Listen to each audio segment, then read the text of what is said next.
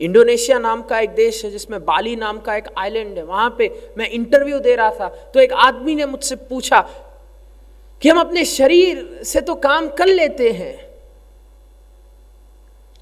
लेकिन साधना के दौरान हमारा मन चलता नहीं। मैंने कहा सबसे पहले तुझे किसने कहा कि तुम अपने शरीर से काम कर लेते हो? केवल सुबह उठना, काम पे जाना, घर आना, शरीर से काम निकालना नहीं है। शरीर न जाने क्या क्या कर सकता है। तुम्हारा शरीर इतना ताकतवर है कि अगर एडमंड हिलरी के पास वो शरीर होगा, वो माउंट एवरेस्ट चढ़ जाता है। हाँ जी ना जी। वही शरीर जब हुसैन बोल्ट के पास होगा तो वो दुनिया का सबसे तेज आदमी बन सकता है। बोलो हाँ जी ना जी। वही शरीर जब मोहम्मद अली के पास होगा वो दुनिया का सबसे बेहतरीन बॉक्सर बन सकता है। तो खबरदार, तुमने अपने आप को कहा कि मैं शरीर तो चला लेता हूं, मन नहीं चलता। तुमने शरीर को अभी तक चलाया नहीं है।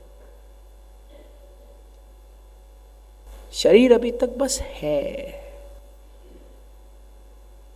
शिवयोग क्या कहता है कि हर व्यक्ति के भीतर अनंत छिपा है, हर व्यक्ति के भीतर दिव्यता छिपी है, हर व्यक्ति के भीतर शिवयोग सनातन की दिव्य ऊर्जा छिपी है।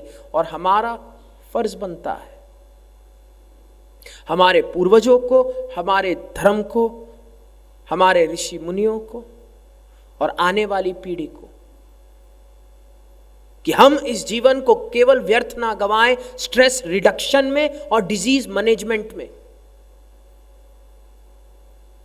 बल्कि हम अपने जीवन का इस्तेमाल करें इस प्रकार से कि रोज हम पहले से बेहतर बन सके। मेरे गुरु ने मुझे सिखाया कि बेटा, शिवयोगी कौन? वो व्यक्ति जो अपने गुरु की शक्ति प्राप्त कर, अपने भगवान की शक्ति प्राप्त कर एक ऐसा जीवन जी रहा है जिसमें उसका हर क्षण, हर कण शिवमय हो रहा है। एक बार फिर, हर क्षण, हर कण शिवमय हो रहा है। और इसलिए आप बैठे हो यहाँ पे सेब बन के, जब उठ के घर जाओगे शिवयोगी बन के।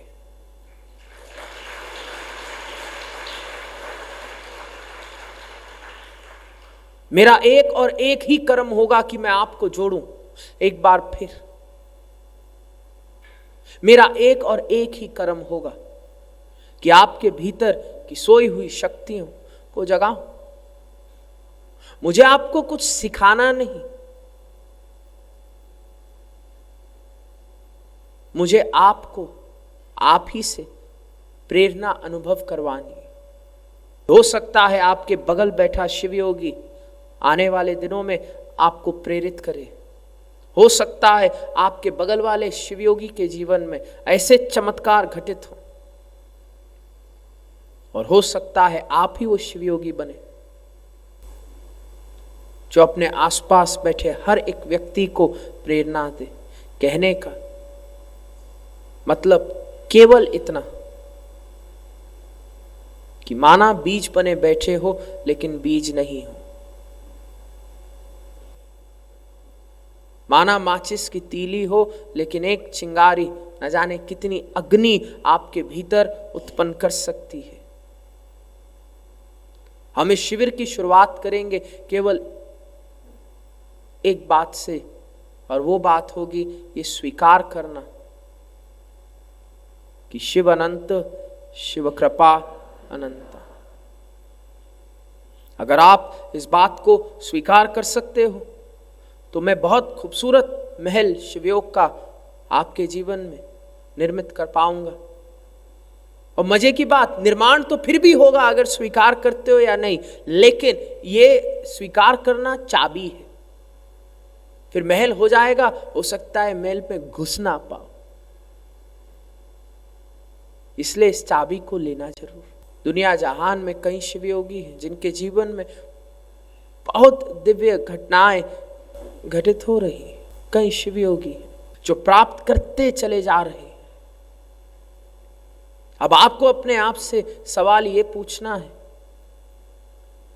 कि मैं किस प्रकार का शिवयोगी बनना चाहता हूं, वो जो दूसरों के जीवन में घटित महिमा को सुने, या वो जो खुद अपने चमत्कारों को अनुभव कर दूसरों को बताए? तो ही तो लोग होते हैं ना, एक जो गूगल खोल के गूगल से पूछता है, ए गूगल भाई मेरे को तू बता। और दूसरा कौन होता है जो गूगल को खोल के गूगल में ज्ञान अपलोड करता है, ताकि पहले वाला आदमी गूगल से जब पूछे, ए गूगल भाई तू बता, तुम्हें क्या लगता है गूगल थोड़ी साधना करके ज्ञान उत्पन्न करता है? मेरे तुम्हारे जैसे लोग ही गूगल को ज्ञान देते हैं खूब सारा। और फिर जब एक सेब मेंटालिटी वाला आदमी गूगल खोलता है तो वही ज्ञान वो गूगल से निकालता है। तुम्हें अपने आप से पूछना है, do I want to become an uploader और a downloader? And a Shivayogi is always an uploader, always an inspiration. और ये इसलिए क्योंकि मैं केवल आपको यहां पर बिठा के साधना इसलिए नहीं करा रहा कि आपका जीवन अच्छा हो जाए। हमारे शिवयोग में कहावत है, ज्योत से ज्योत जलाओ। मैं आपको इसलिए साधना करा रहा हूं कि आपका जीवन इतना अच्छा हो जाए कि आप जहां कहीं भी जाओ, आपकी ज्योत को देख कई और लोगों की ज्योत जल जाए।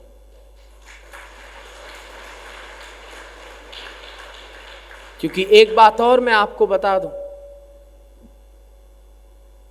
शिवयोग एक लौता मार्ग है जो ऐसी मेहनत कर रहा है कि सतयोग एक बार फिर हमारा भविष्य बने। सतयुग आता नहीं, सतयुग लाया जाता है गुरु की मेहनत से, साधकों की साधना से। जब साधना होगी अपने आप भीतर बदलाव होंगे, होते ही हैं ऐसे ऐसे कि मुझे भी नहीं पता। हांगकांग में शिविर करा रहा था, एक आदमी खड़ा हो गया, कहता है, ईशान शिवानंद आपने मेरा लॉस करा दिया बहुत बड़ा। और मैं भी सोचने लगा कि मैं तो प्रॉफिट इंडस्ट्री में हूं, लॉस कहां से आ गया? लॉस वाली साधना मेरे गुरु ने तो कभी सिखाई नहीं। कहता है, मैं एक शरीफ साधारण सा आदमी था, खुश था, मेरी पत्नी न जाने काहे मुझे ले आई यहां पर। कहते हैं आपने साधना कराई, कुछ कहा तो था नहीं, और मैं साधना करता रहा। और साधना में भी आप देखोगे बहुत मजा आएगा। आप साधना में बैठोगे, आपको लगेगा 5 मिनट हुए हैं, घड़ी देखोगे 70 मिनट हो चुके। वडोदरा में साधना करा रहा था, मुझे भी पता नहीं चला, साधना हुई और ऐसा लगा अरे अभी केवल 5 मिनट हुए। लोगों ने आंखें बंद की और फिर जैसे ही आंखें खोली, मैंने घड़ी देखी, पता चला 3 घंटा 40 मिनट से वो लोग साधना कर रहे हैं। ना उन्हें पता चला ना मुझे पता चला। तो हमें पता ही नहीं साधना में क्या हो रहा होता है। साधना में वही होता है जो एक बीज का होता है, जब उस पे सूर्य का प्रकाश पड़ता है। साधना में वही होता है जो एक सेल का होता है, जो मां के गर्भ में फिर बालक स्वरूप धारण करता है। साधना में वही होता है जो एक नदी का होता है, जब वो समुद्र में लीन हो जाती है।